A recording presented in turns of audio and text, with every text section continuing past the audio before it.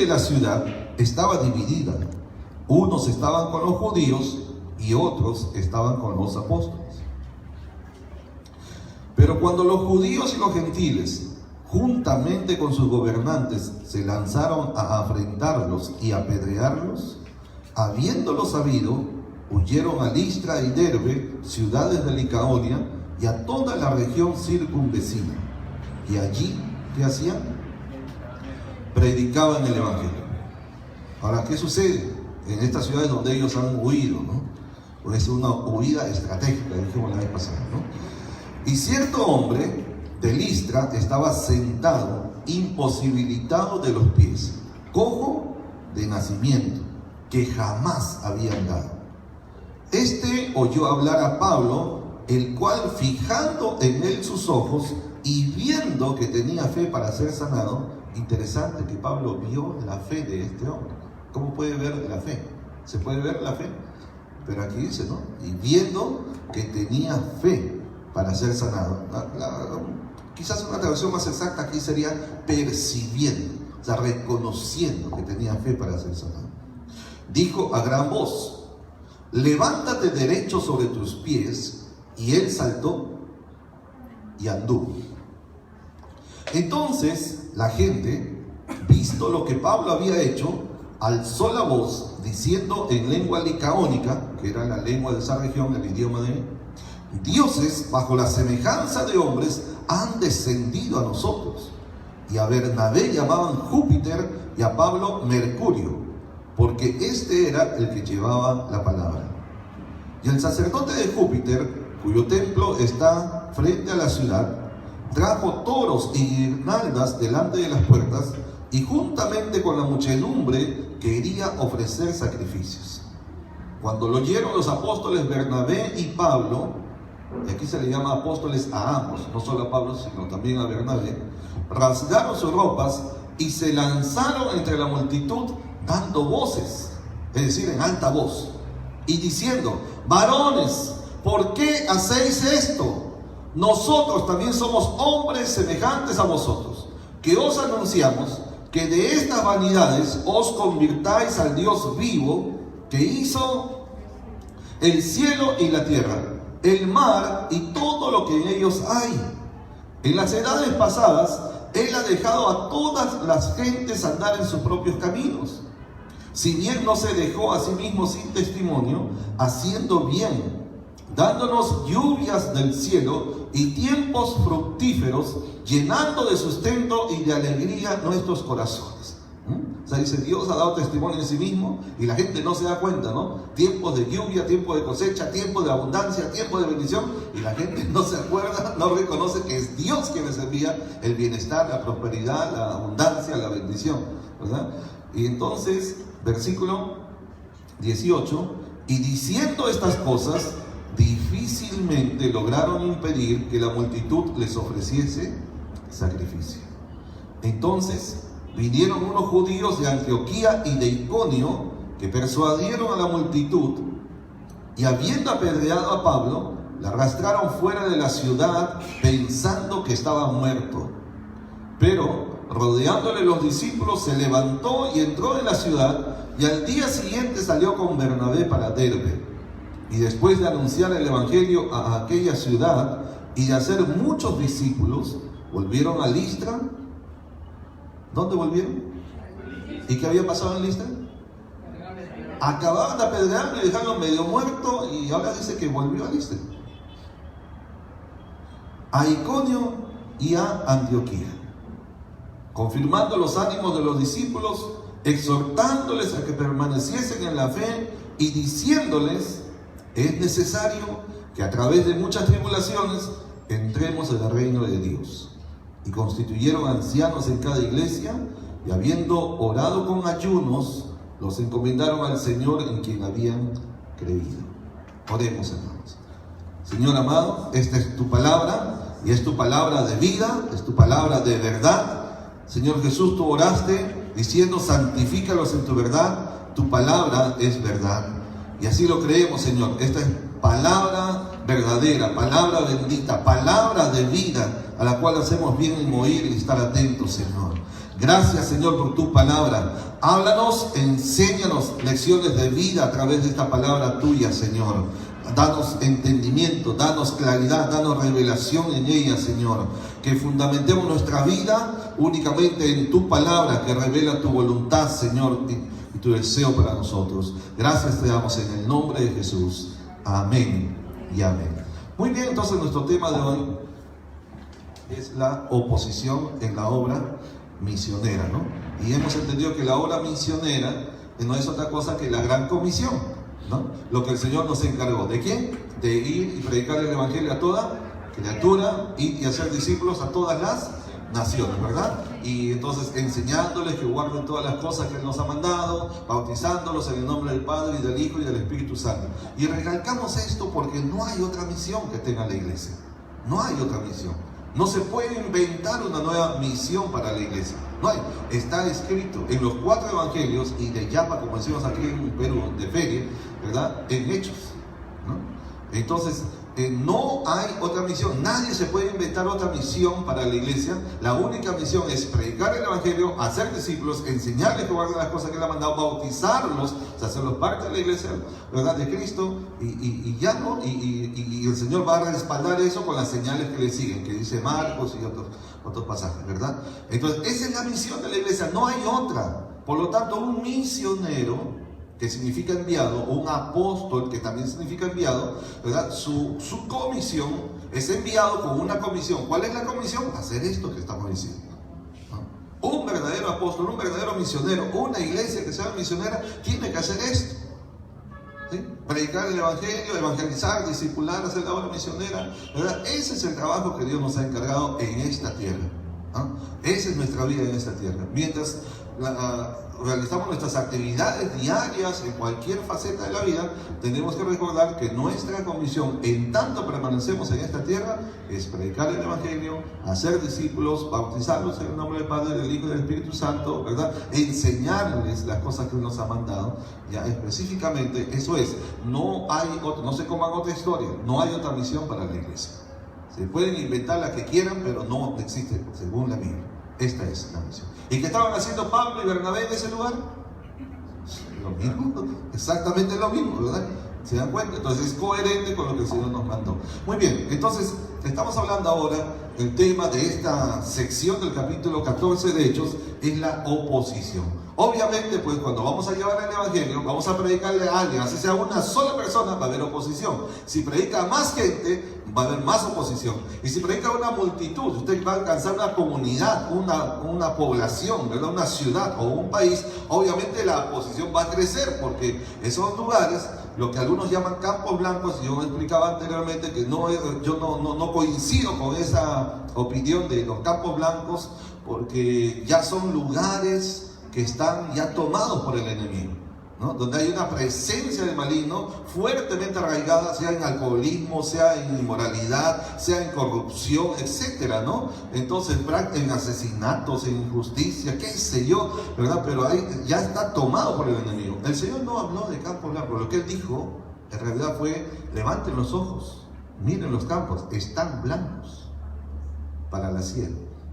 Y la idea de eso es que algunos piensan, falta mucho todavía. El Señor no dice, no, está listo, está preparado, vayan, entren nomás y prediquen.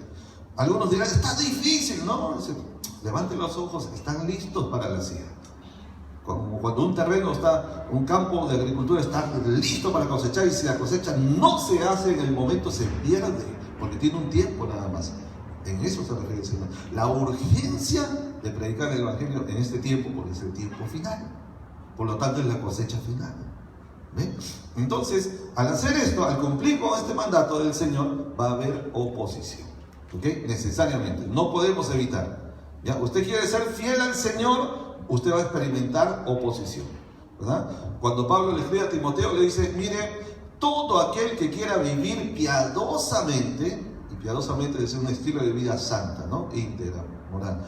¿Ok? Entonces dice, todo aquel que quiera vivir piadosamente padecerá persecución. Entonces entendemos por qué siendo buenos cristianos, procurando ser buenas personas en el mundo, en la sociedad en que vivimos, la gente, en vez de alegrarse de que seamos honestos, de que seamos justos, ¿verdad? ¿No? En vez de alegrarse, más bien nos señalan, nos critican, nos condenan, se molestan, ¿verdad? Les fastidia que nosotros no participemos de sus malas obras. ¿Le ha pasado por ser buen cristiano? Claro que sí. Si usted es un buen cristiano, va a experimentar eso una y otra vez. Se asombra, dice, no, pues, ¿pero por qué? Si todos lo hacen. Porque tú no lo haces. Porque soy un hijo de Dios, ¿verdad? Y tengo que vivir como Dios manda, como dice la Biblia, que vivamos de una manera digna, ¿verdad? Así dice, ¿no? En Efesios, ¿verdad? Digna de la vocación a la que fuisteis llamados. Entonces tenemos que vivir así. Entonces, oposición va a haber, ¿no? Así que no se extrañen. Oposición, persecución por ser buenos creyentes y por cumplir la palabra del Señor, ¿verdad? Su mandato, oposición va a haber. Así que de eso no se asombre, ¿no? Hay que estar listos, hay que estar preparados. La buena noticia es que Dios siempre está con nosotros. Cuando el Señor Jesús dijo, he aquí yo estoy con vosotros todos los días hasta el fin, ¿se acuerdan? Es bonita esa promesa. ¿Es verdadera? Claro que sí, pero no es para todos. ¿Sabías? Esa promesa que el Señor Jesús dijo, he aquí yo estoy con vosotros todos los días hasta el fin, no es para todos. Entonces, ¿para quiénes es? Esa promesa fue dada en el contexto del cumplimiento de la gran comisión que nos encomendó. Es decir, aquellos que estemos predicando, evangelizando, haciendo la obra de Dios. Usted puede estar trabajando en cualquier trabajo que usted deba hacer, pero haga la obra del Señor, testifique, hable de Cristo, discipule, ¿verdad? Viva la vida. A su misma vida íntegra es un testimonio para muchos. ¿Correcto? Somos cartas abiertas leídas por todo el mundo. Entonces, en el contexto de cumplir ese mandato, ahí es cuando el Señor nos promete, estaré con vosotros todos los días. Todos los días. Así que no importa, ¿verdad?, quién te critique, quién te condene, quién te viene mal, quién se aburra contigo, ¿verdad? No, qué aburrido eso, no, qué pesado, qué cansado. ¿Sí? No importa. Dios está con nosotros. Dios está contigo. Está contigo. Promete, estaré contigo todos los días. Así que no hay problema. No hay problema. Nada más cuídese de cumplir con su mandato. Y ahí está asegurada su presencia con nosotros. Y si Él está con nosotros, pues ya es lo mejor. Muy bien. Entonces, del versículo 1 al 7, esta primera parte, nos habla de el viaje. Este es el primer viaje misionero de Pablo. Ya anteriormente estuvo en otro lugar que hablamos.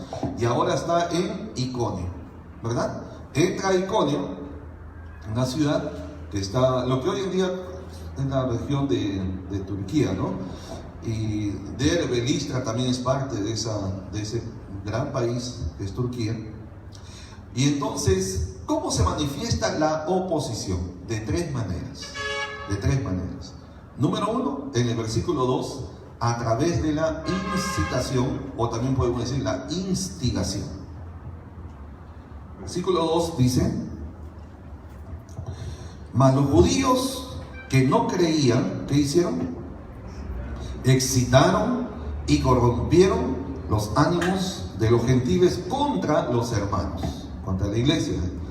La palabra excitaron, que mejor traducido debería ser incitar, es como inducir a alguien, ¿verdad? Significa agitar los ánimos. En el original, agitar, o sea, es como un revoltoso. Usted ha visto cuando hay una, ¿cómo se llama eso? Un paro también dicen por allá en otros países, cuando se huelga, ¿verdad? Y hay una persona que está agitando los ánimos a todos, dice, el pueblo unido jamás será vencido, y todo el mundo comienza a gritar. Eso es agitar, levantar las masas, soliviantar a la gente, ¿no? Agitar los ánimos. Eso es, ahí comenzaron a agitar los ánimos de la gente en contra de Pablo, no solamente, sino también todos los hermanos que ya estaban ahí. Además de eso, la incitación y la exasperación. Esto es lo que dice acá, ¿no? El versículo 2 dice, y corrompieron, se ha traducido como corrompieron los ánimos de los gentiles, ¿verdad? Y la palabra ahí en el griego es injuriar, inducir hacia el mal, es decir, a través de la mentira.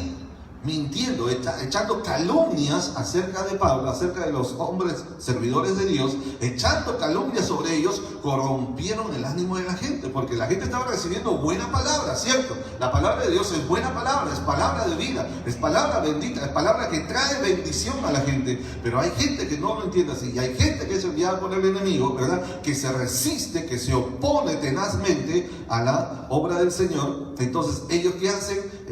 Como son del enemigo, y el enemigo es el padre de la mentira, la calumnia, el calumniador es el diablo, entonces usa justamente eso, la mentira, la difamación, la calumnia, y esto es lo que significa esta palabra que se traduce aquí como corromper, en el griego es injuriar, inducir hacia el mal, a través, por medio de engaños, de mentiras, ¿verdad? Con un propósito maligno. No es que se les chispoteó, que no, ellos con alevosía, ¿verdad? Con conocimiento de causa, sabiendo que están mintiendo, ¿verdad? Exasperan el ánimo de la gente en contra de él. Así que no se extrañen de que haya gente que hable mentiras de usted por ser un cristiano, ¿verdad? Porque no les conviene.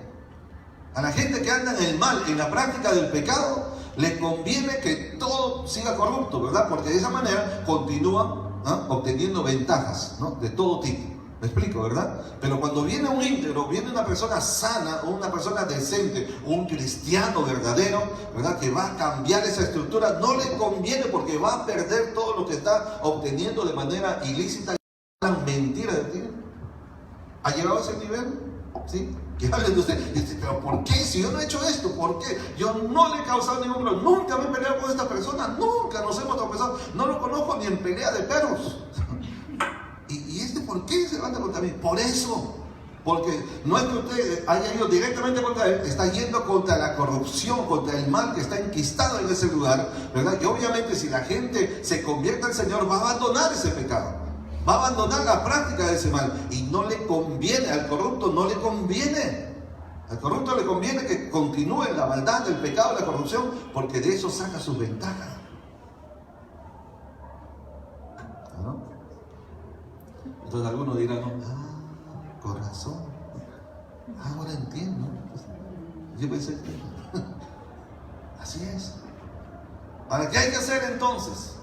Para que no nos molesten, para que no nos fastidien la vida, entonces no decimos nada, calladito nomás, no denunciamos nada, o sea, la práctica de inmoralidad, la injusticia, el robo, en un trabajo, digamos, ¿no? Alguien está robando, ¿cómo se llama ese robo sistemático, ¿no? Es decir, se lleva una pieza, se lleva un producto, se lleva un artículo, un día, otro día se lleva otro y se da cuenta que nadie se da cuenta, ¿verdad? Y entonces ya la codicia crece en el corazón del hombre pecador, ¿no? Dice, si pude uno, puedo hacer dos. Y si de dos no se dieron cuenta, no se van a dar cuenta de cuatro. Y ahí va aumentando. Hasta que en un momento ya es tanto que ya es evidente que algo está pasando. Entonces, alguna persona sana, un cristiano, dice, no, yo sé quién está haciendo eso. Porque los compañeros, la gente se da cuenta, ¿sí o no? La gente sabe lo que es. Nada más que nadie quiere decirlo. ¿Por qué? Por miedo a las represalias, por amenazas, o porque no quiere ser considerado el soplón, así le dicen, ¿no? El sapo, dicen en otro lado, ¿no? ¿Cómo le dicen por allá en Venezuela? Sí, también sapo. El sapo, ahí está, ¿ves? El sapo. No quiere ser considerado sapos. Entonces dice, no, mejor me callo y no tengo problema. El cristiano. Dice la Biblia que no seamos partícipes de pecados ajenos. El cristiano que calla la práctica de un mal está siendo partícipe. Pasivamente, pero está siendo partícipe. ¿Correcto? Ay, que yo no me quiero meter en problemas. Ya estamos en problemas desde tiempo. Ya por ser cristiano ya estamos enfrentados contra el mal. El mundo no nos ama. Porque el mundo está emparentado con el maligno. Está bajo el maligno, dice la palabra. Así que no nos ama ni nos entiende. Así que no piense que no quiere tener problemas. No, ya estamos en problemas hace tiempo. Desde el momento que usted aceptó a Cristo, ser cristiano, ya desde ahí comenzó su problema con el mal. Así que no hay nada nuevo bajo el sol. Más bien, tenemos que hacer brillar nuestra luz. y declare lo injusto, declare lo corrupto, declare lo impuro, declare, denuncie. El cristiano no solamente anuncia la verdad del Evangelio, también denuncia la podredumbre del pecado, de la injusticia. ¿No? Claro que sí. Entonces, así es cuando nosotros hacemos brillar nuestra luz. Pues. ¿Sí? Porque si la luz está oculta, está apagada, no alumbra, todo sigue en penumbra, pues. Todo sigue en tinieblas, en oscuridad. El pecado se enseñorea. Pero la Biblia dice, ya no se enseñoreará el pecado sobre vosotros, porque ya no estáis bajo la ley, sino bajo la gracia de Dios. Y hay gracia de Dios para librarnos contra la persecución, contra el mal ánimo de la gente. Ahora lo vamos a ver. No nos libra de momentos difíciles, ¿no? Pero el Señor está para librar del mal. Entonces, uno, la oposición a través de la incitación y la exasperación de la gente, ¿no? Dos, a través de la división entre la gente. Versículo 4. Miren, la táctica del enemigo, ¿no? La táctica del enemigo. ¿Ya? Primero por la incitación, instigación, exasperación de la gente. Ahora por la división, ¿no? Dijo alguien, divide y vencerás, ¿no? Entonces, versículo 4. Y la gente de la ciudad estaba dividida. Unos estaban con los judíos y otros con los apóstoles. ¿Ven? ¿Se da cuenta? Entonces estaba dividido. El enemigo, si no puede con una, sepa eso, el diablo, como dice alguien, más sabe por viejo que por diablo, ¿no? Un viejo dicho, ¿no? Es tan viejo. ¿Cuántos años tiene el Satanás? Desde mucho antes que el hombre fuera creado en la tierra, ya estaba. Así que experiencia para el mal, a montones. Ya el doctorado le queda chico al diablo para el mal, ¿no? Un montón de posgrados. Así que se conoce todas. Y si no puede con una, te va a buscar por otra. Y si no puede con otra, va a buscar otra. Hasta que se cansa y luego abandona por un tiempo. Como dice que el Señor Jesús, después de habiendo tentado en todo, ¿no? Habiendo acabado toda tentación, o sea, todo tipo de tentación, al Señor Jesús, y vio que no avanzaba nada y no lograba nada, dice, lo dejó por un tiempo, dice Lucas. Por un tiempo. Y luego vuelve a la carne. Qué fastidio. Bueno, así es la vida hasta que venga el Señor. Y es bueno que estén molestando, porque eso nos mantiene alerta continuamente, ¿no? Con la guardia en alto, siempre alerta, siempre, ¿no? Sí, porque si no, el cristiano cuando ve que todo está bonito, todo está tranquilo, todo en paz, dice, se relaja, ¿no? Baja la guardia, deja de orar, deja de buscar al Señor. Me estoy explicando, ¿verdad? ¿Ya? Entonces, por eso es importante que de vez en cuando ahí el enemigo esté molestando un poquito también. De por sí, daño no nos puede hacer más de lo que Dios no le va a permitir. Amén. Dios sabe hasta dónde podemos resistir. Así que siempre, aún hasta por eso debemos dar gracias a Dios. No diga, pues gracias por Satanás, no diga, no diga, no estamos diciendo eso, ¿no? Sino que aún por la persecución y la aflicción te doy gracias, Señor, porque eso me ayuda, ¿no? Me mantiene alerta, constante, disciplinado, me fortalezco en ti, Señor. ¿No le ha pasado a usted cuando más problemas, cuando no encuentra una salida, usted a dónde recurre? A veces en la última instancia al Señor. Debería ser el primero, ¿no?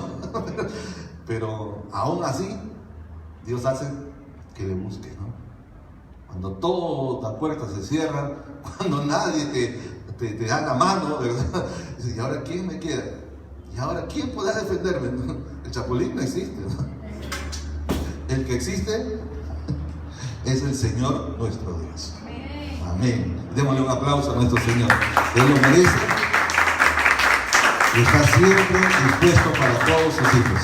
Así que entonces, ¿qué hace el diablo? Divide, ¿no es cierto? ¿Verdad? Todos están ahí contentos recibiendo la palabra y pum, mete algo para dividir. Eso es partir la mente, quiere decir, ¿ya? Partir la mente. O sea, cuando estás con tu mente enteramente en algo, pero te mete una duda, te mete una mentira, te mete una imagen que te dice, ¿será o no será? Y si de repente este es un falso, y si este es un bandido, te divide, ¿no? Y eso es lo que hizo el diablo, divide a la gente. Así que, cuídese. No todo el que oye sus palabras, no todo el que trata con usted pide a Dios mucho discernimiento del corazón de la gente, ¿no? No todo el que te abraza, no todo el que te aplaude está contigo. No todo el que te invita a comer, no todo el que te sonríe, realmente su corazón no siempre está contigo. ¿Me explico? Tengan cuidado. Y tercero, la tercera oposición en Iconio es a través de la agresión. Miren cómo va aumentando esto. Primero instiga, luego exaspera, luego divide, y como ve que no avanza más, ahora que llega ya va a un asunto más violento, ¿no? Una agresión directa, violenta, a través de la agresión violenta. Entonces versículo 5 dice: pero cuando los judíos y los gentiles, juntamente con sus gobernantes, se lanzaron ¿a qué? A afrentarlos y apedrearlos. ¿Qué significa apedrear? Sí, agarrar piedras, pero no eran piedritas, ¿no? O sea, eran piedras que causen daño, ¿verdad? De un tamaño que pueda causar una lesión, ¿no? Causar daño. Entonces esa palabra afrentar, que aparece primero, ¿verdad? Se lanzaron a afrentarlos. La palabra afrentar en el griego significa ejercer violencia, abuso, tratar a alguien de manera humillante y vergonzosa. Claro. Imagínense a alguien, a ver, usted está predicando, está hablando lo bueno, lo sano, y pum, le tiran una bofetada, ¡pum! Fuera, ¿qué te crees el moral? ¿Qué te crees que vas a cambiar el mundo? Porque... Y hay gente que hace eso. Hay gente que te escupe en el rostro por ser honesto. Hay gente que ¿no? Hace esta semana nomás, aquí yo estaba cerca, aquí hay una avenida principal, ¿verdad? Y al centro está el tren eléctrico. Y llegando hacia el hospital, que está aquí a una cuadra y media, donde uno da vuelta en U, a un señor estaba aquí, un conductor. Yo vengo por mi lado, el lado izquierdo, para dar vuelta en U hacia la izquierda y llegar a la iglesia. Y otro conductor, con una camioneta 4x4, y se mete así, a la brava, ¿no? O sea, acá decimos a la prepo, o sea, todo prepotente, ¿verdad? Y pues obviamente yo, para evitar eso, pues prosigo, porque casi me da, y a todos los estaban que se metieron. Y como yo no, al ver que no pudo entrar donde yo estaba, agarró su carro y me golpeó el mío, así nomás. Me golpeó el carro con su camionetona, ¿verdad? Y me dañó el carro, la carrocería. Por nada, de nada absolutamente. Ese día o al día siguiente tenemos una actividad grande que tenemos que atender, ¿verdad? Aquí fue, ¿no? Ya, tenemos una actividad de la universidad. Es como el enemigo provoca, ¿no? Te agrede para que tú reacciones. ¿Por qué? Me golpeó el carro así por nada. Y el hombre se para un poquito adelante y saca su mano así, como diciendo, ¿qué? Si quieres, ven. Dice, tú ven. Yo también estaba detenido. ¿Qué haría usted? ¿Voy o no voy? Porque derecho tengo, ¿no? Me golpeó el carro sin ningún motivo, o sea, ¿no? Y esa es la zona donde yo he criado, ahí está toda nuestra familia, vecinos, conocidos, gente nos conocen. Yo me bajo y hay un montón de gente que me conoce, o me dan la mano, o también puede decir que, y dice que es pastor.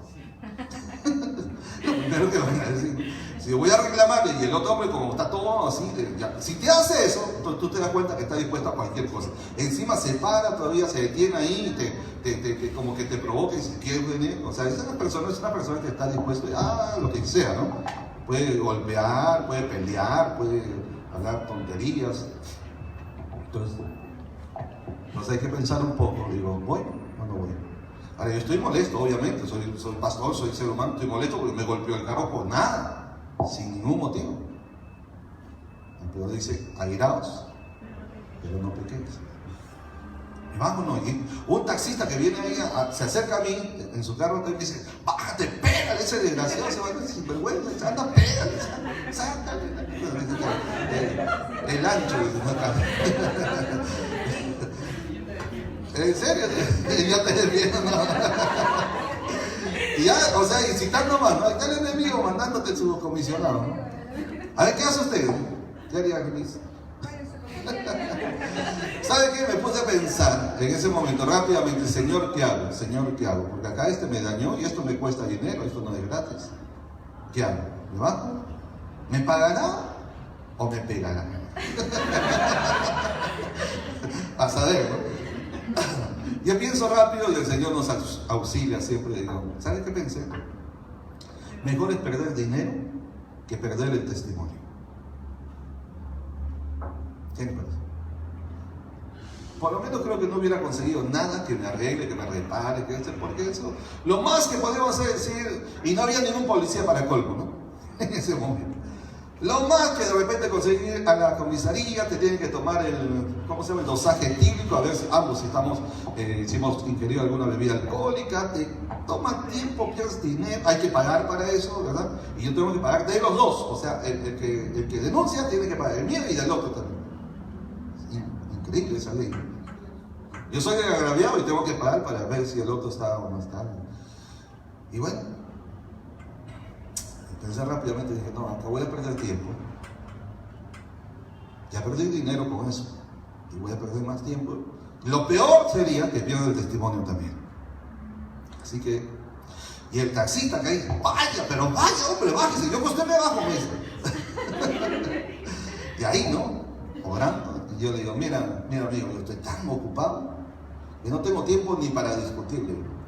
Agarré el carro y como ahí nomás era para dar la vuelta en ahí, me di la vuelta y ya. Así son las cosas. Así es el enemigo. No tienes que estar en el campo misionero solamente para que te pase esto, en tu vida diaria. El enemigo está ahí, provocándote, incitando, instigando a la gente contra ti, ¿verdad? No le gusta, no le agrada que tú seas un buen cristiano, una buena cristiana, no le gusta. Le exaspera, le molesta, ¿no? Y va a levantar gente así en contra de ti en cualquier momento, ¿no? Gente que te puede agredir. Como en el caso de Pablo, ¿qué le pasó a Pablo? Lo enfrentaron, ¿no? Y lo apedrearon, ¿no? La palabra apedrear ahí es arrojar piedras, ¿no? Lapidar, ¿saben? La lapidación era matar con pedradas, ¿no? O sea, ya no era solo el asunto que le tiro no, eso era algo que iba a ser continuo hasta matarlo, hasta procurar matarlo, ¿verdad? Entonces, ahora bien, ¿cómo debemos responder, ¿no? ¿Cuál fue la respuesta de los misioneros, los apóstoles acá, Pablo y Bernabé? ¿Cuál fue la respuesta de ambos? A ver, versículos 6 y 7, ahí nos dice, ¿verdad? Habiéndolo sabido, porque dice que ellos, los judíos, los gentiles, se juntaron con las autoridades para afrentarlos y apedrearlos. O sea, maquinaron un plan. Esto es lo que querían hacer. No llegó a suceder. ¿Por qué? Porque el Señor permitió que Pablo y Bernabé se dieran cuenta. Entonces, versículo 6, habiéndolo sabido, dicen ellos, ¿verdad? Cuando se enteraron que había maquinado esto, que los iban a matar a pedradas y humillarlos vergonzosamente, entonces dijeron, no, nosotros nos vamos a poner ahí porque sabemos que los ángeles de Dios el Señor va a enviar y no nos va a pasar nada. ¿Así dijeron? No. Increíblemente un hombre valiente como Pablo, dice la Biblia que tuvo que huir. No parece muy valiente, ¿no? Esa actitud de huir, ¿no? Y ya la vez pasada habíamos hablado de esto. En realidad es una huida estratégica, ¿no? ¿Por qué? Porque Dios aún tiene planes con ellos. ¿Qué hacen ahí? Si los matan a pedazos, si de verdad mueren, ahí se acaba toda la misión, todo el ministerio, todo el potencial, todo el futuro que Dios tenía. Así que, hermano, no se meta, no se deje, ¿verdad? Porque, imagínense, yo me hubiera metido ahí, quién sabe, de repente el hombre hasta armado podía estar, quién sabe, porque para que te asusten, a saber qué podía haber pasado. Y si algo me pasaba a mí, todo se trunca, todo lo que viene por delante, todo se corta, ¿no? Acabar en el hospital o lo peor en un cementerio. A veces es mejor escapar del asunto. Huir de la trampa del enemigo. Evitarse mayores problemas. No parece muy digno a veces, ¿no? Pero muchas veces es mejor. No pierda su testimonio. Prefiera perder dinero, perder otra cosa, no pierda su testimonio. Usted pierde su testimonio, difícilmente usted puede hablar cara a cara con alguien y decir, mira, Cristo cambia. El que está en Cristo, una nueva criatura es, las cosas viejas pasan, sí, pero seguimos en lo viejo. Entonces tenemos que demostrarlo con nuestra vida, ¿no?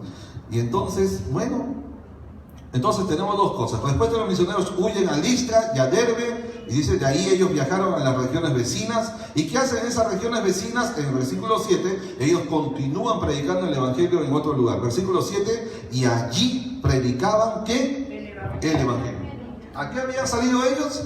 A predicar el Evangelio, ¿verdad? El enemigo se interpuso, puso obstáculos, ¿verdad? Los afrentó, quiso hasta matarlos, ¿verdad? Pero ellos no perdieron la trayectoria de su visión. Ellos salieron aquí a predicar el Evangelio. Si no se pudo acá, por esa persecución, por esa situación que estamos hablando, ¿ok?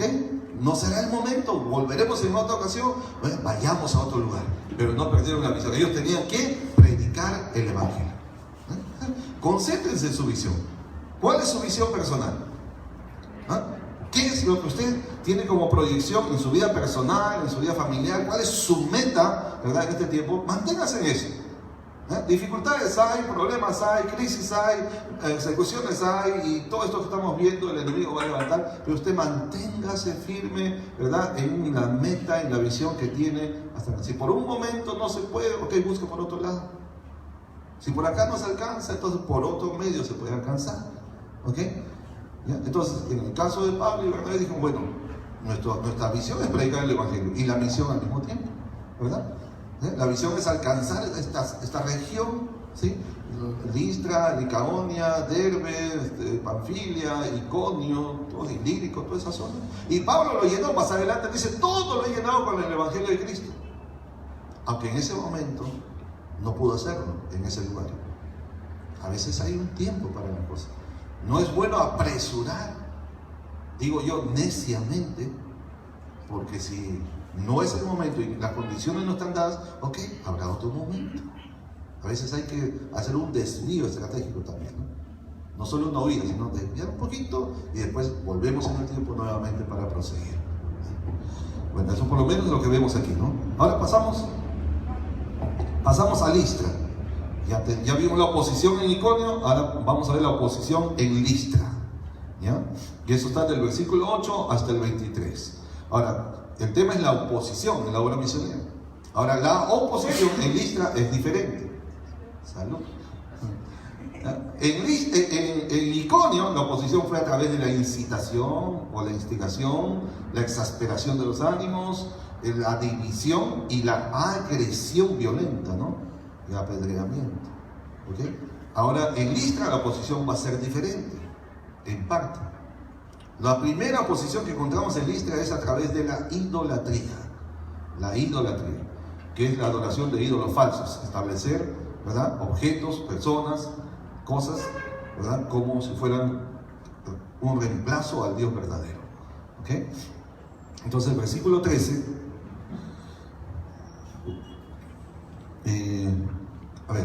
del 8 al 13, nos está hablando de que Pablo y Bernabé ingresan, con el equipo misionero, ingresan a esta ciudad llamada Listra, que era parte del Imperio Romano de ese tiempo.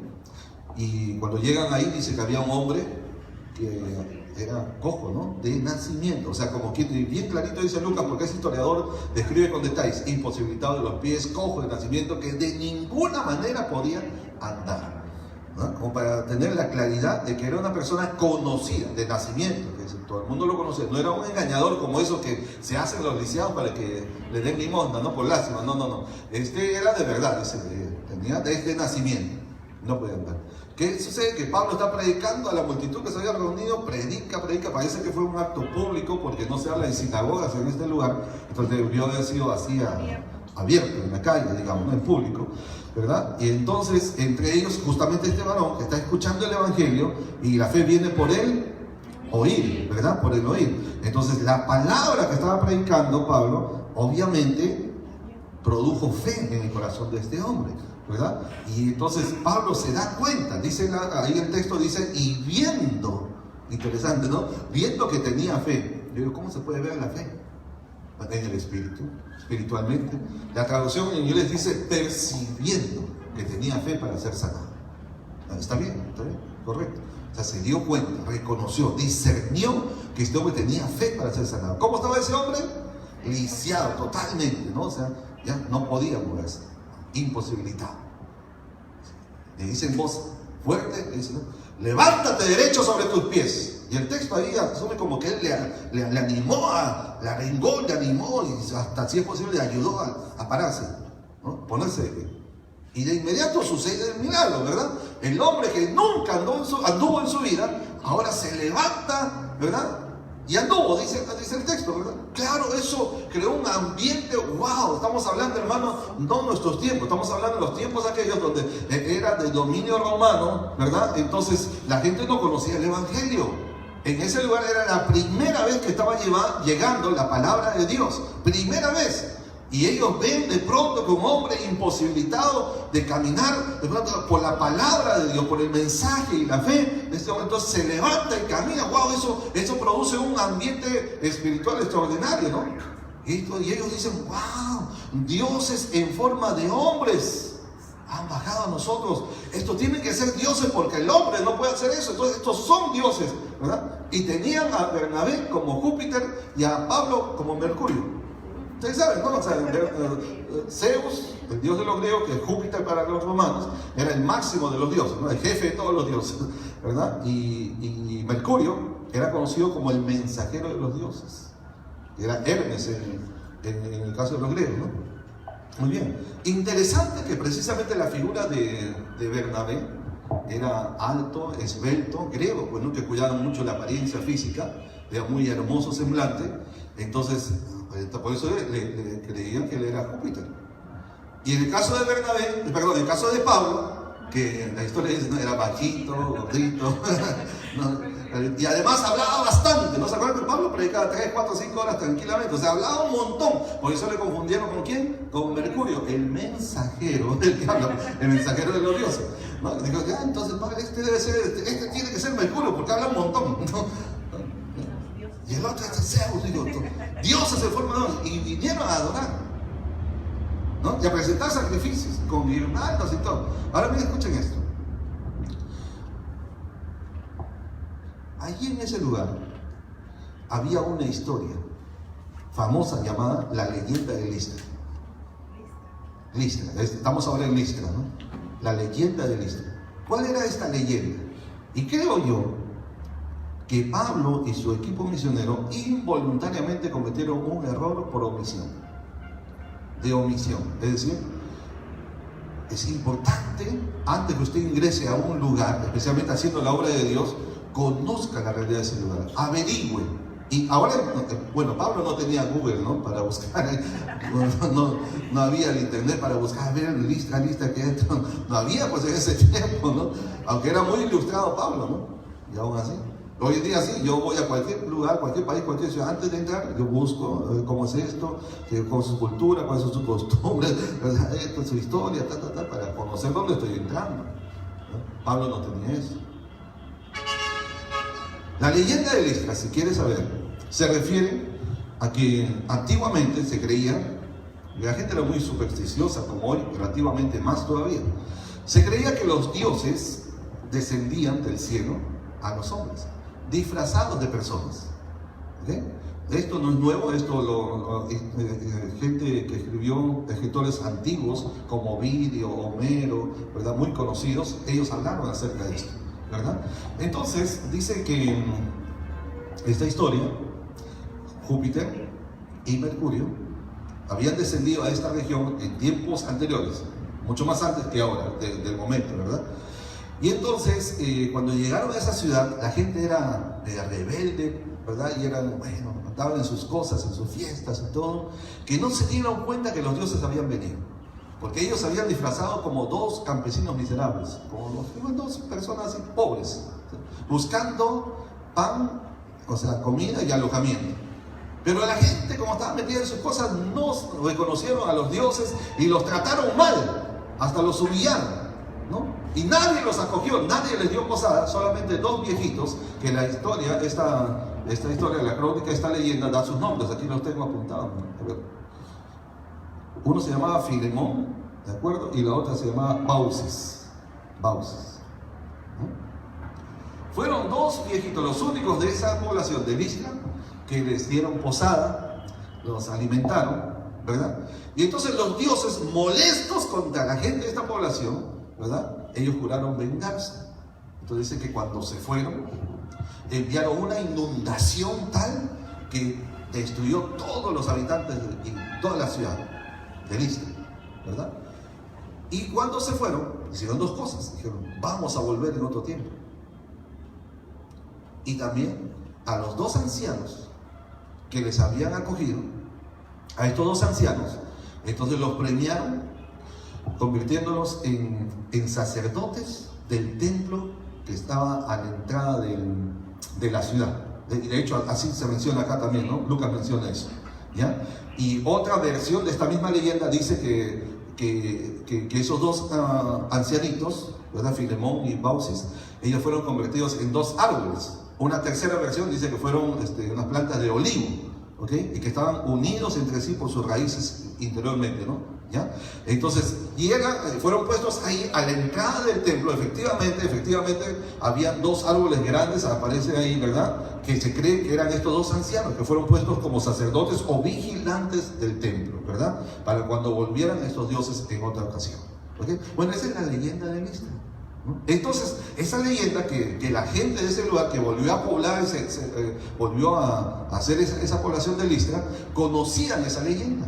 Ellos sabían de eso. Así que había una expectación o una expectativa que en algún momento los dioses iban a volver. ¿Y cómo estaba la gente de Listra? ¿Ah? Esperando. Y cuando volvieran los dioses, ¿cómo debían tratarlos la gente de Listra a los dioses? Pues tenían que esforzarse porque ya conocían la historia de lo que había pasado, ¿no? Así que entonces cuando ven a Pablo y Bernabé y ellos los confunden, estos tienen que ser dioses porque los hombres no hacen este milagro. Estos son los dioses que estamos esperando. Y todo se hizo como un ambiente de éxtasis, así, ¿no? Y dijo, estos son, vamos, y trajeron un buey, trajeron guirnaldas y vamos a sacrificar, pues no, estos nos matan de nuevo, ¿no? Y Pablo, con mucha dificultad, pudieron impedirlo. ¿Se dan cuenta? Ese es el trasfondo. Por eso digo, ahí digo yo, ¿verdad? Creo que Pablo y el equipo misionero cometieron un error de omisión al no conocer la historia de ese lugar. Y por eso les pasó lo que aquí sí les pasó. Aquí, en la otra, en Icono se salvaron. Los iban a apedrear y todo, ellos al huir se salvaron de eso, pero acá no se salvan, ¿verdad? Entonces, uno por la idolatría. Mire cómo el enemigo tenía una trampa a través de la idolatría, ¿no? La superstición idolátrica de esta gente, de esta población, ¿verdad? Entonces, otro versículo 13, otra forma de oposición es a través de regalos impropios. Es una palabra de este tiempo, ¿no? Impropio, algo que no es apropiado, ¿no? El versículo 13 dice, y el sacerdote de Júpiter, cuyo templo estaba frente a la ciudad, trajo toros y guirnaldas delante de las puertas y juntamente con la muchedumbre quería ofrecer sacrificios. Imagínense, todo el pueblo estaba ganado ya. Pablo había dicho, wow, esto los tengo en mi mano, ¿no? Todo el pueblo está conmigo. Dijo, no, pero no. Lo que estaban haciendo era adorarlos a ellos como si fueran objetos de culto, como dioses, ¿verdad? En forma de hombres, ¿no? Y además vinieron a hacerles regalos, dones, ¿verdad? Trajeron bueyes, trajeron guirnaldas, trajeron cosas, ¿no? Porque cuando uno quiere congraciarse con alguien, normalmente le da un presente, un regalito, ¿no? ¿Verdad? Ahora, hay regalos, esto nos enseña, hay regalos que usted no debe aceptar, usted y yo no debemos aceptar. No solo en la obra misionera, sino en la vida, ¿no? Regalos que proceden de alguna manera que no son apropiados, de gente que no es apropiada. Imagínense que venga un narco, ¿no? Un narcotraficante. Dice, me caes bien, ¿no? Yo creo que tú tienes potencial, tú puedes ser alcalde, tú puedes ser un empresario, ¿no? Puedes ser un buen empresario porque veo que eres bien trabajador, eres honesto, pero te comienza ¿cómo dicen? A florear, a alabarte, ¿no? Porque eso normalmente te seduce con las palabras. Y después te dice, mira, tú puedes hacerla bien, lo único que te falta es capital. Así que, ¿qué te parece? Yo te pongo el capital y tú pones tu negocio. ¿Para qué tienes que esperar tanto? Mira, eres muchacho, tienes 25, 30, 35, eres joven. Vas a llegar a 50, 60 años y no has hecho nada. Mejor, yo te pongo el capital, pones tu negocio, ¿verdad? Haces lo que tú quieres, ganas plata y yo también. Y tú dices, wow. Acá en Perú dice, se le presentó a la Virgencita. O sea, wow, qué bendición, diría algún cristiano, ¿no? Bendición, cuidado. Cuidado, hay ciertos regalos que nosotros no debemos aceptar. Cuidado. Porque ¿de dónde procede? El día que se descubre de dónde viene todo eso y todos los contactos que hubo, ahí te arrastramos. ¿Cierto? Además que Dios no puede ser burlado. Todo lo que el hombre sembrare, eso también. Entonces, lo que proviene de corrupción, ¿me explico? ¿Qué va a producir? Te corrompe también. Como dijo alguien por ahí, un famoso artista, ¿no? Sin querer queriendo. Te corrompe. Y de la plata fácil, otra vez bajan las defensas. Y no te das cuenta que en vez de bendición era una tentación. Por eso hay que saber distinguir, reconocer, como cristianos diríamos discernir qué es lo que debemos recibir y qué es lo que debemos rechazar. ¿Sí? El Señor Jesús vinieron un día para hacerlo rey, lo ofrecieron ser rey de una vez. ¡Wow! Y él vino para ser rey, de hecho ya era rey. Pero digo, no, así no. Supo esperar el tiempo del Señor. ¿Correcto? ¿Sí? A David también, dijo, mátalo y será ese rey. A Saúl, ¿no? Sí, si él hubiera matado a Saúl en la cueva, David inmediatamente, todo el pueblo estaba esperando, ya sabía que había sido ungido. Los hombres lo habían apoyado. No es que él salió a las batallas, él era el que salía a la batalla, llevaba en victoria a Israel. Todos lo habían puesto como rey. Pero David supo discernir, no es el tiempo. Y tampoco es la forma. No te apresures a enriquecerte, porque te puede producir lazo contra tu propia vida. Lo fácil no es el modelo de Dios. Te tiene que costar, porque ahí hay una lección en eso. Hay algo ahí que es importante. Dile a que está a tu lado, dígale, te tiene que costar, pero que sea con la bendición de Dios. No vayas por lo fácil. Acuérdense, ese es el camino angosto que habla el Señor Jesús, ¿no? Muchos son los que entran por ella. El camino angosto, perdón, el camino ancho. Nadie me dijo nada, ¿no? Nadie me corrige acá. Es el camino ancho, la puerta ancha que habla el Señor. Y muchos son los que entran por ella. ¿Pero a dónde van? A la perdición, dice el Señor. Cuidado. Hay caminos que al hombre le parecen derechos, pero su fin es camino de muerte. Así que cuidado. Cuidado, dígale, cuidado. Esté alerta. ¿Ok? Entonces, regalos impropios. A ver, avancemos. Ya. A través también de la agitación de las masas y a través de la agresión violenta. Aquí sí sucede. Versículo 19, entonces dice, entonces vinieron unos judíos de Antioquía y de Iconio que persuadieron a la multitud y habiendo apedreado a Pablo, acá sí lo llegan a apedrear, ¿no? En parte por lo que mencioné, el desconocimiento de esto, que quizás él hubiera ingresado de otra forma, qué sé yo. Entonces, y habiendo apedreado a Pablo, le arrastraron fuera de la ciudad pensando que estaba muerto. Algunos estudiosos de la Biblia creen que efectivamente Pablo murió ahí y luego resucitó. Y algunos tratan de relacionar esta parte donde supuestamente murió con la parte donde habla de que Pablo fue trasladado al tercer cielo, ¿verdad? Que es como que él murió y después volvió a la vida. Es un poco complicado eso y no es muy aceptable porque, miren, el texto dice, y pensando que estaba muerto.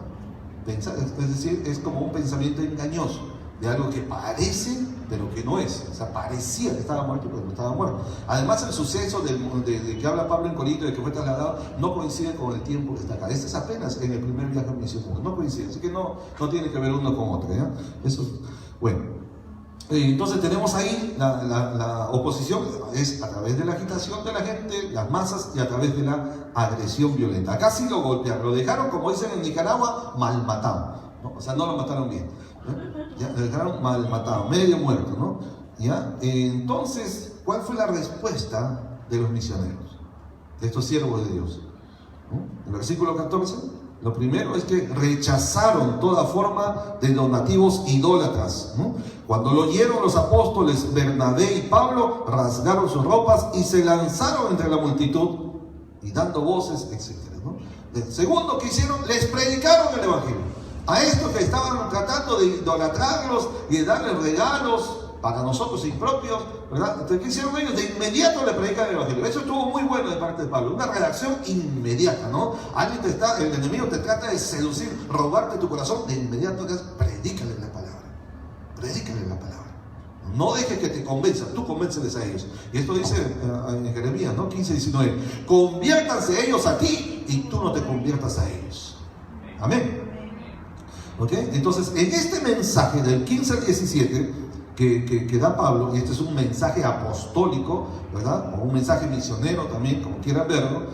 ¿Cuál es el contenido de ese mensaje? 5 puntos de esa predicación. Número 1, conviértanse de los ídolos a Dios, ¿verdad? Dice, y diciendo, varones, ¿por qué hacéis esto? Nosotros también somos hombres semejantes a vosotros, que os anunciamos que de estas vanidades os convirtáis al Dios vivo. Eso es lo primero, conviértanse al Dios vivo. Número 2, vuelvan al Dios, ¿no? O vuelvan al Dios vivo, ahí en el mismo versículo 15. Número 3, le menciona que Dios creó todas las cosas. Es Dios el que ha creado, por lo tanto el creador es el único que merece la adoración, el culto, solamente al creador. Todos los demás, los bueyes, las personas, todos somos gente creada. Ese es el enfoque de Pablo. Somos creados, por lo tanto el único que merece adoración es el creador que está por encima de lo creado, ¿verdad? ¿Ya? Entonces aquí está, ¿no? Que hizo el cielo y la tierra, el mar y todo lo que en ellos hay.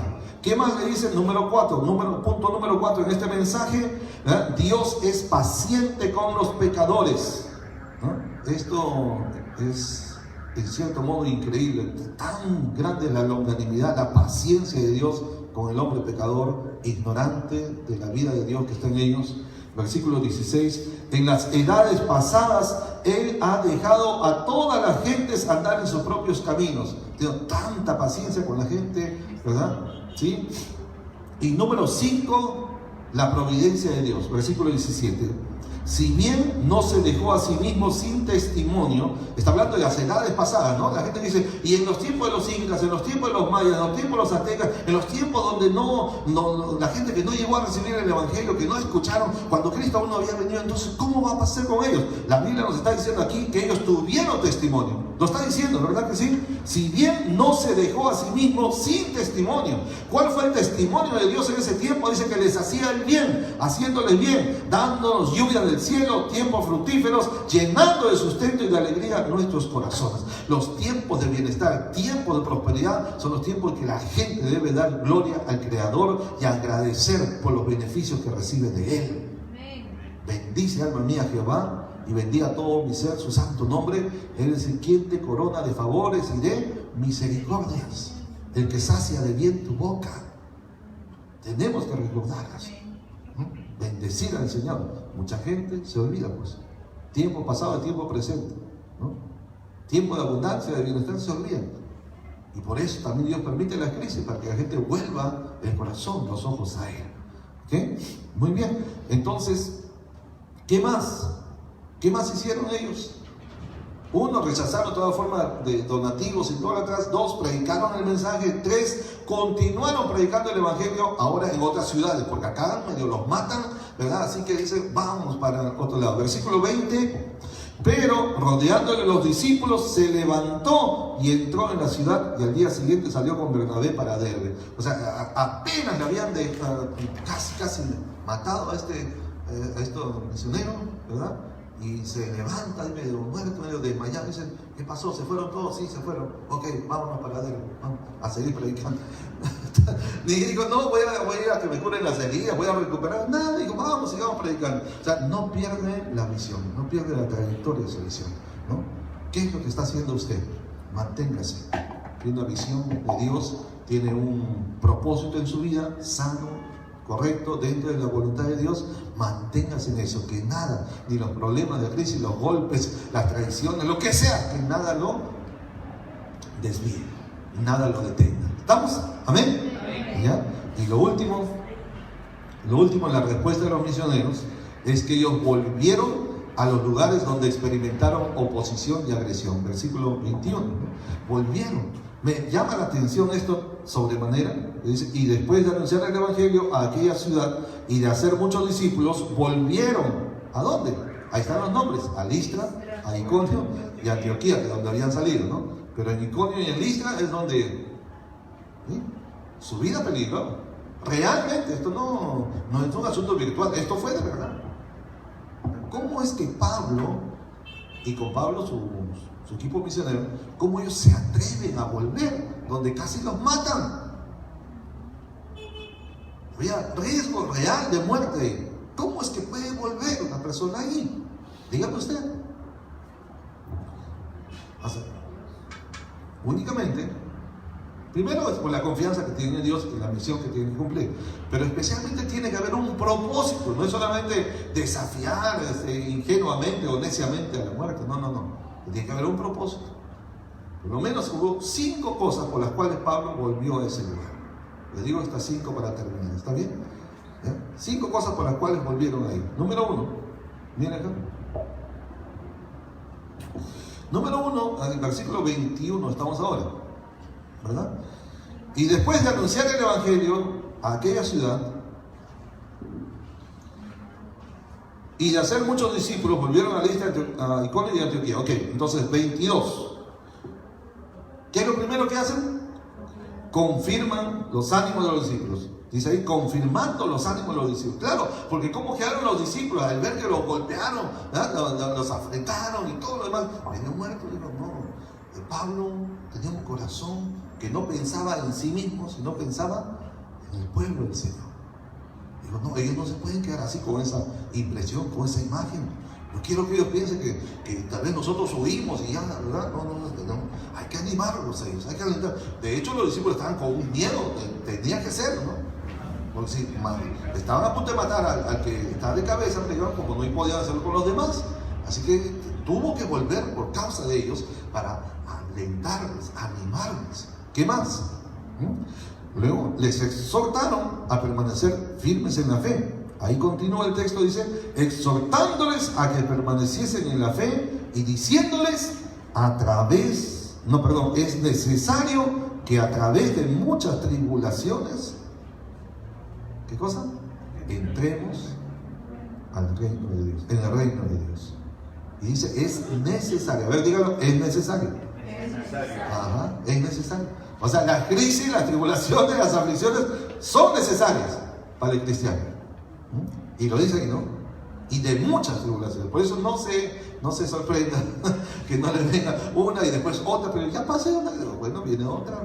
Y en cada una de esas, si usted es firme, va a crecer, va a madurar, va a fortalecer, va a conocer nuevas dimensiones del poder de Dios, va a ver la gloria de Dios si permanece firme. Por eso digo, exhortándoles a permanecer firmes. ¿Ya? No. Con ese firme está incluido ahí, ¿no? En la fe. ¿Ya? Ok, está sobreentendido ese permanecer firmes en la fe. ¿Qué más? Versículo 23, constituyeron ancianos. Y ya expliqué que anciano significa ahí pastores, ¿verdad? En cada iglesia. Versículo 23, y constituyeron ancianos en cada iglesia. Es decir, habían predicado, hubo mucho fruto, mucha gente se convierte. Entonces Pablo sabiamente dice, no lo podemos dejar así, tenemos que organizarnos. Hay que, de cada grupo, de cada congregación que se ha formado en cada lugar, hay que constituir un pastor. Ese es un anciano aquí, es un pastor. La palabra ahí es presbítero, ¿no? Una persona anciana, no por la edad, sino especialmente por su madurez, su sabiduría, por la experiencia de vida. ¿Ya? Entonces, por lo tanto, una persona en capacidad de guiar a la congregación. ¿Ok? Entonces, a eso es lo que hacen, para que no se queden sin cabeza, establece un anciano, un pastor aquí, otro pastor aquí, ¿verdad? Para que continúe la obra del Señor. Un hogar sin una cabeza no tiene rumbo, ¿no? Una empresa sin una cabeza no tiene rumbo. Toda institución, incluida la iglesia, la familia, necesita una cabeza, ¿sí o no? Por eso que Dios llama a Cristo la cabeza de la iglesia. ¿Correcto? Y en cada iglesia local es el pastor. Por eso es importante la figura del pastor, como en el hogar la figura del padre, ¿verdad? O de la madre, que asume ese lugar, esa posición cuando es necesario. Es importante, porque si no lo hay, pues no hay dirección, no hay guía, no hay orientación. ¿Me explico? Entonces, dos cosas más. Ayunaron y oraron por estos ancianos, por estos pastores. Dice, versículo 23, y habiendo orado con ayunos, no un solo ayuno, o sea, no fue uno, fueron dos o más, ¿verdad? ¿Cómo es? Habiendo orado con ayunos. Entonces ellos oraron y ayunaron específicamente por estos pastores, ¿no? Y número 5, los encomendaron al Señor en quien habían creído. Es decir, no los dejaron solos, abandonados. De hecho, más adelante Pablo va a volver, y ese es motivo de otra prédica. Hay algo más ahí que sucede, ¿verdad? Que ni Pablo posiblemente estaba enterado, pero que Dios se aprovechó hasta de toda esa golpiza que recibió. De ahí van a ser una semilla muy importante, un fruto muy importante, producto de esa tribulación, ese golpe, esa afrenta que recibieron Pablo y los demás, ¿verdad? Pero algo tremendo iba a sacar Dios de Listra. Eso lo vamos a ver cuando lleguemos al capítulo 16. Algo tremendo. Por eso las cosas que a usted le acontecen, aunque le causen dolor, ¿sí? Aunque le causen un momento de tristeza, de dolor físico y emocional y espiritual, hermano, no se preocupe, porque si caminamos en la voluntad de Dios, Dios va a aprovechar esa situación para sacar algo bueno y productivo de ahí. Le pasó a Pablo, no lo voy a decir hoy, lo vamos a decir cuando lleguemos al capítulo 16. Algo hermoso salió de esta experiencia tan dura, porque fue dura y dolorosa, ¿verdad? ¿Ya? Los momentos dolorosos en nuestra vida, si caminamos y somos firmes en el Señor, en la fe con el Señor, Dios sacará algo bueno. Nos ha pasado, lo hemos visto. Aquí está mi esposa, mis hijas, saben, los momentos más duros en el tiempo hemos visto las mejores bendiciones también después de eso, ¿no? Por eso, en la lucha y en las pruebas, permanezca firme y constante en el Señor. Amén. Muy bien. Vamos a estar de pie y vamos a agradecer al Señor por su palabra, ¿verdad? Que este es el fundamento de nuestra vida, ¿no? Nos enseña y nos ayuda, nos guía.